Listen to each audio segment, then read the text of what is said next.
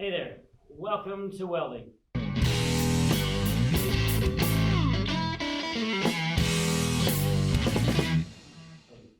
I'm super excited that you decided that this was an elective class you wanted to take, and it's going to be a great year.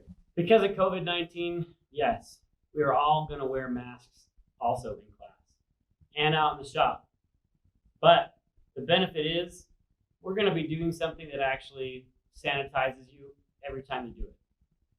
Because of the ultraviolet light, the infrared radiation, and the intense heat that's given off in the welding processes, it basically cleanses you every time you do it.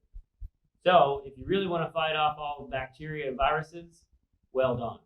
Every time you step into that booth, you're going to annihilate any germs that are on the outside of your body. Keeping your mask on while you're working, though, will help prevent the spread of any germs around the shop.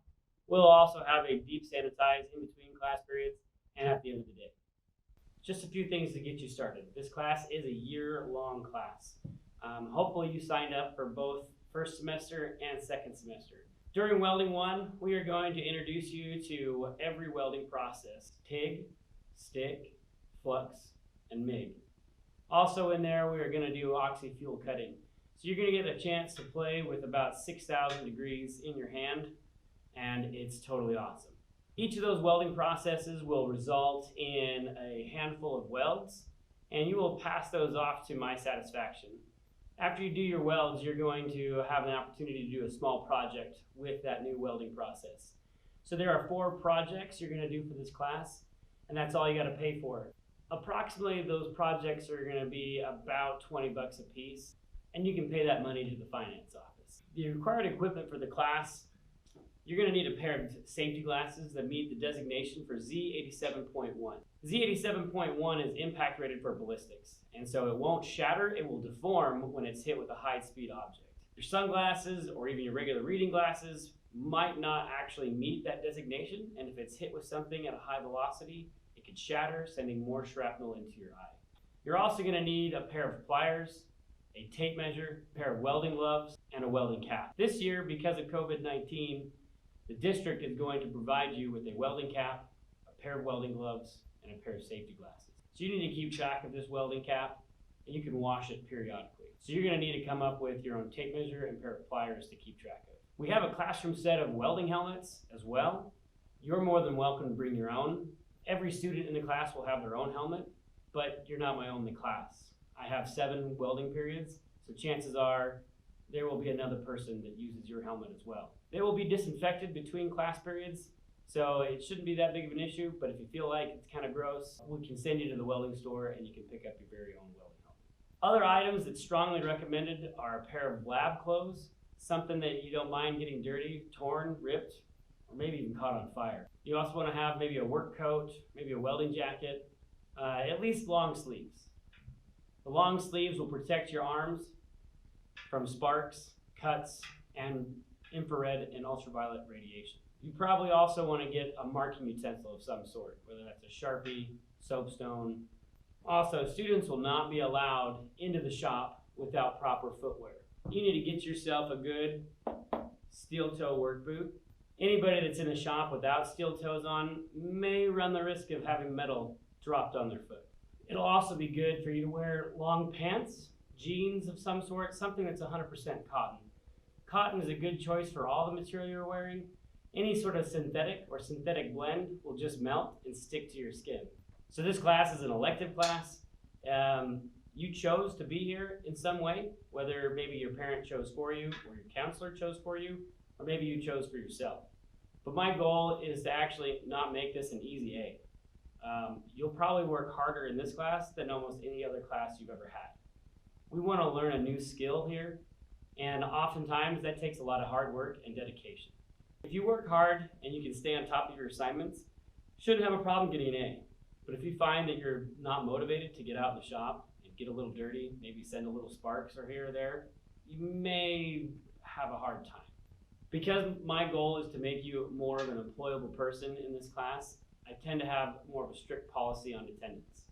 If you're not in your seat by the time the bell rings, I could mark you tardy. Disrespect towards others or equipment in this class will result in dismissal. Due to the high cost of the equipment, we don't like horseplay. We want to have fun, but we don't want also anyone to get hurt or any machines to get broken. You'll have a few opportunities to correct your actions, but after a while, if you can't change your ways, we may vote you off the island.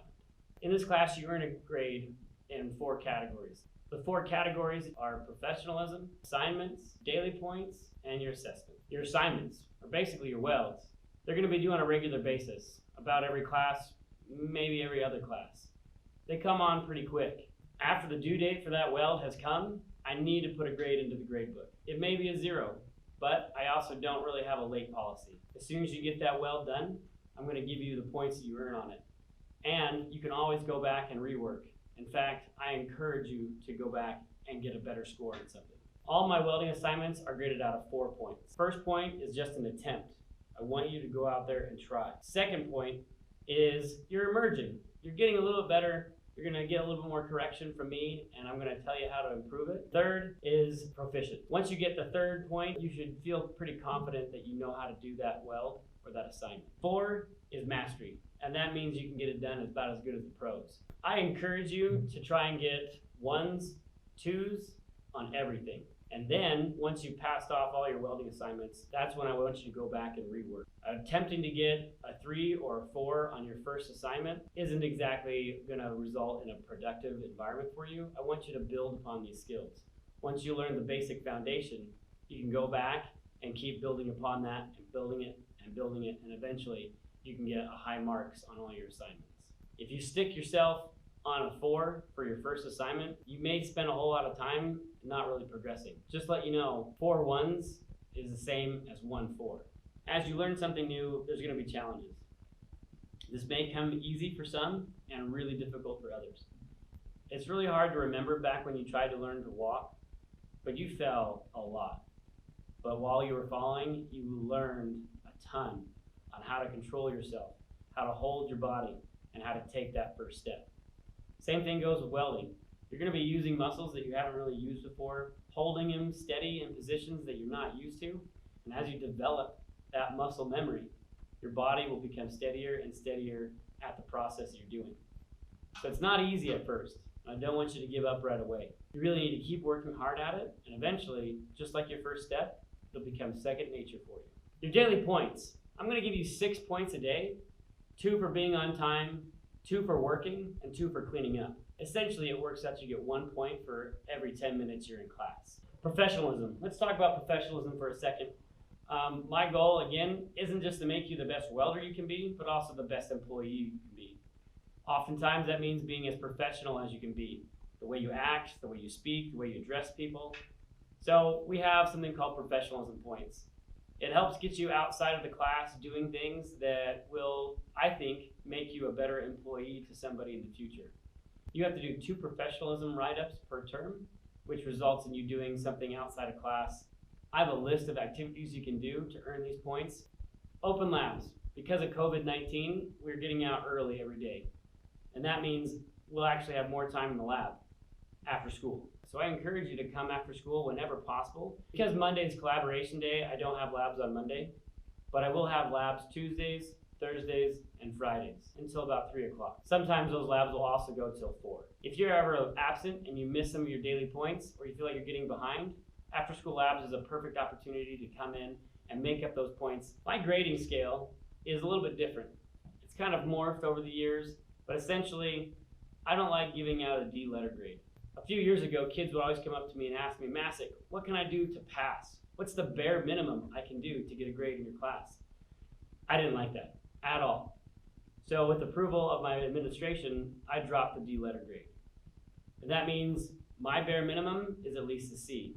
Good news for you, because you won't get anything less than a C, or maybe an F, but it also means that you have a greater chance of getting a better grade in this class. I'll post the grading scale in its entirety here and in the description below. All of CTE has adopted this grading scale, so I'm not the only one anymore that doesn't give a D. Attendance. Hopefully from our shutdown you realize it's hard to really do any sort of hands-on learning at home. Basically, the same thing goes for this class all the time. It's really hard to be successful if you're not here in class. If you know you're going to be absent, just let me know. I'll get you caught up. and you'll have to schedule a time to come into a lab and also do the hands-on work because you missed the class. It does go without saying, but if you don't go to work, you don't get paid. If you don't come to class, you don't get your points. And I know there's excuses that come up, and some are valid and legitimate, but I still need you to come into lab and get caught up. I have a pretty strict attendance policy. Basically, as soon as that bell rings, I take roll. That means if you're not in your seat when the bell rings, I could mark you tardy or even absent. And because I do it right when the bell rings, I typically don't go back and take roll again. So it's really important that you get here on time so you can get marked present. Certifications. Needless to say, welders are in high demand right now. You can make a lot of money. Oftentimes though, your employer wants proof that you know what you're doing. That proof comes as a welder certification. It's a real weld test that after you weld it, we bend it and we try and break it. If it doesn't break, then you are technically certified or qualified, however you want to call it. But having that on your resume can often lead to getting an interview or not even being considered. As you stick around till welding 2 and 3, you'll get more proficient at welding and you're more likely to pass one of these certification tests. It takes a lot of hard work and a lot of practice, but it's an actual industry certification that you can take to your employer and try and get either a raise, an interview, continuation. Oftentimes I feel like my class is one of the hardest classes you'll ever take, but if you work hard, you'll get that A, you'll earn it. That being said, if you can't keep a B average in the first semester of welding, we might talk to your counselors to see if there's a better fit to you. College credit. In the past, we've done college credit, and we've done it through Weber State University and their welding engineering program. This year, because of COVID-19 and the lack of seat time, I decided to forego college credit this year. And finally, we're going to talk about Skills USA. Skills USA is the club that I'm over as an advisor here at Maple Mountain. I'm really passionate about Skills USA. I feel like Skills USA will help you become a better employee and also teach you the dedication and skills you need to become a better employee. We tend to have just a lot of fun activities every month. We've been really fortunate to have a lot of success with Skills USA, both in a club and at our competitions. If you feel like you'd like to be a part of our Skills USA chapter here at Maple Mountain, feel free to come talk to me. We're always looking for officers, people in leadership. These are great things to add to your resume, but they also help you develop as an employee. If your future employer can see that you were a leader in a club, they feel like they can trust you more. They feel like they can lean on you to help lead their work crew. So again, if you'd like to be part of our Skills USA chapter in any way, we can find a spot for you. Also, I'm pretty active on social media, posting different assignments, different projects, different successes, student work, YouTube videos. So feel free to follow me at MMHS_welding on all social media platforms.